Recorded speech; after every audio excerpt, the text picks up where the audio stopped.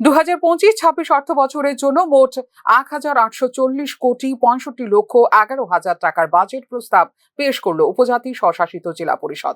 টিটিএডিসির budget অধিবেশনে এই প্রস্তাব পেশ করেন মুখ্য নির্বাহী সদস্য পূর্ণচন্দ্র জমাতিয়া। এই বাজেট পেশ করে মুখ্য নির্বাহী সদস্য পূর্ণচন্দ্র জমাতিয়া জানান, এডিসি এলাকার উন্নয়নের জন্য জোর দেওয়া হয়েছে বাজেটে। এর মধ্যে রয়েছে শিক্ষা, স্বাস্থ্য, পানীয় জলের সুবন্দোবস্ত করা, গ্রামীণ এলাকার রাস্তা নির্মাণ ও সংস্কার, এছাড়া খেলাধুলোর মান উন্নয়নের জন্য স্পোর্টস স্কুল সহ কৃষি, মৎস্য, প্রাণী সম্পদ উন্নয়নে অর্থ বরাদ্দের জন্য বাজেটে প্রস্তাব পেশ করা হয়েছে বলে জানিয়েছেন এডিসির মুখ্য নির্বাহী সদস্য।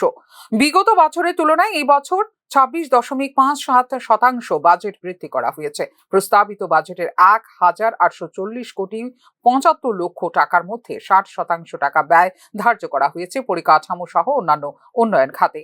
34% অর্থ ব্যয় করা হবে বেতন ভাতা সহ অন্যান্য খাতে। প্রাক্তন এমডিসি চেয়ারম্যানদের পেনশন খাতে ব্যয় করা হবে 6% টাকা।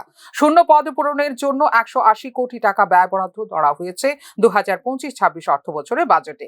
এদিকে টিটিএডিসির নিয়োগের জন্য পরীক্ষার ক্ষেত্রে উত্তরপত্র ফাঁস হয়ে যাওয়ার ঘটনার বিষয়ে বিবৃতি দিতে গিয়ে ঘটনার বিষয়ে থানায় মামলা দায়ের করা হয়েছে। পুলিশ ঘটনা তদন্ত করছে বলে জানিয়েছেন টিটিএডিসির মুখ্য কার্যনির্বাহী সদস্য পূর্ণচন্দ্র জমাতিয়া।